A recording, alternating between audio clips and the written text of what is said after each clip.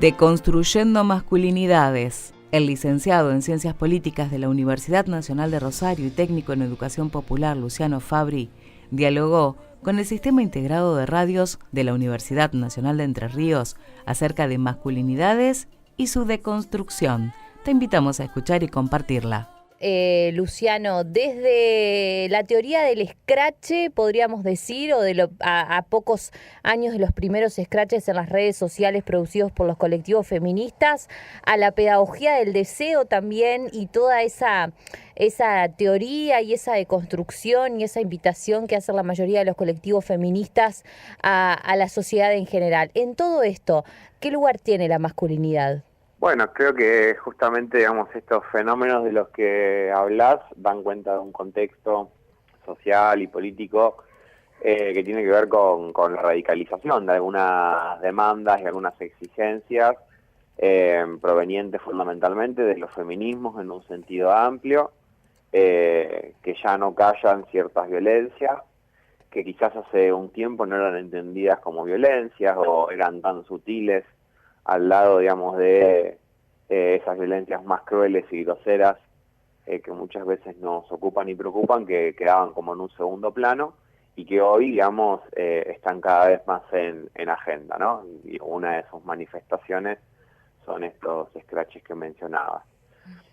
Bueno, claro, en esos scratches los varones estamos como destinatarios de las denuncias y como interpelados también a posicionarnos en relación a esas violencias, ¿no? Un posicionamiento, si se quiere, digamos, es la indiferencia que muchos varones asumen siendo cómplices de otras violencias que se reproducen en su entorno, pero también nos encontramos con otras respuestas que son desde el, bueno, yo no soy eso, ¿no?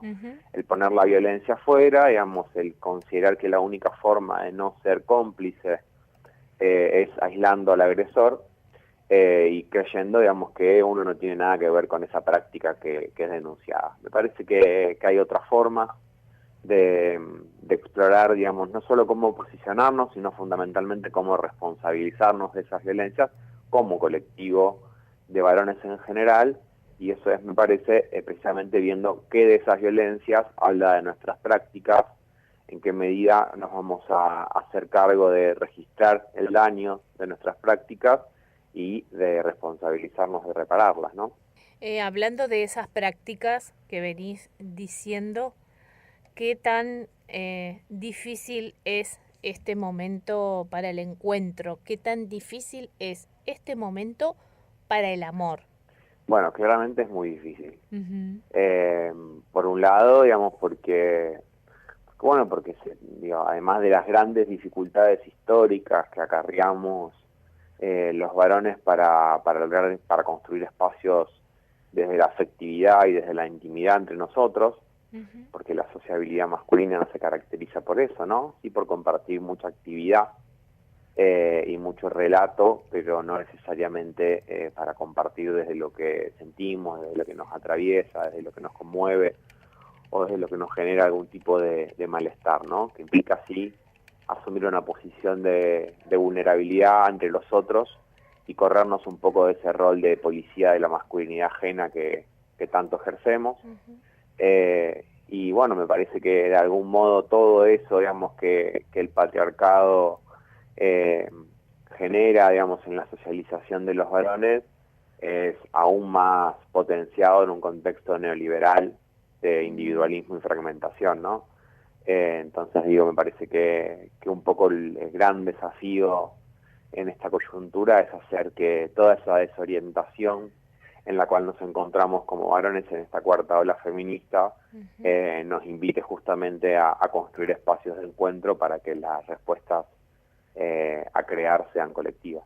Estamos como hablando mucho del proceso de desconstrucción y a veces se da como a la ligera y no es algo que pueda ocurrir de un momento a otro. Más allá del género y de las identidades, ¿por dónde se empieza? Tiene que empezar por donde más le pica, digo, porque eso es algo personal. Sí. ¿Qué sospechas, qué deseos, qué preguntas nos llevan, digamos, a plantearnos algo en relación a a toda esta agenda, si tiene que ver con algún deseo que no responde a los mandatos, si tiene que ver con alguna crítica que me hacen y que la verdad que no ubico por qué me están señalando eso, porque es una práctica que tengo naturalizada, digo, si tiene que ver con una inquietud en torno a aproximarme a determinadas experiencias, digamos, que no he transitado. Creo que eso es muy singular.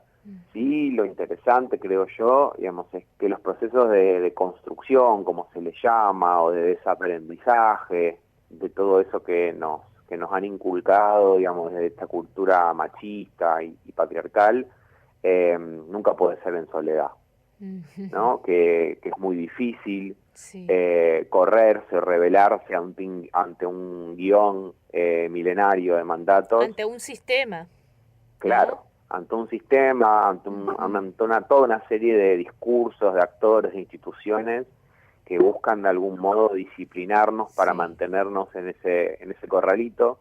Creo que para poder, digamos, ir a contracorriente de todo eso hace falta construir complicidades con otros, con otros que estén transitando ese camino, que es la única manera, digamos, de que efectivamente construyamos un cambio social, ¿no? Algo que no se lleva tan bien con la masculinidad y que tanto nos moviliza en este momento es esa desorientación y esa incertidumbre, ¿no? Siempre nos dijeron que la teníamos que tener re clara, o por lo menos aparentarlo, y encontrarnos en un contexto donde esos lugares donde siempre nos paramos, digamos, están puestos en cuestión, resulta dificultoso de transitar. Me parece interesante esta idea de ver cómo nos involucramos, cómo nos implicamos y cómo le ponemos el cuerpo como varones a estas luchas. También saber que no todos los feminismos piensan lo mismo acerca de ese involucramiento, que esa desorientación no solo nuestra en ese sentido, que también, digamos, hay discusiones, hay conflictos en relación a cuál sería la participación de los varones en la agenda feminista. Lo que sí me parece que hay un acuerdo generalizado, o al menos es mi postura, es que si hay una tarea que los varones tenemos en relación a la lucha feminista es cortarnos el mambo entre nosotros. Me parece que el desafío, digamos, que más nos compete y nos implica, digamos, es responsabilizarnos de cortar con los lazos de complicidad machista, de no hacer silencio ante esas prácticas que identificamos, que son injustas, que son violentas, empezar a construir discursos como podamos, pero efectivamente a no dejar pasar más eso que las compañeras están dejando el cuerpo todos los días para denunciar. El hilo violeta.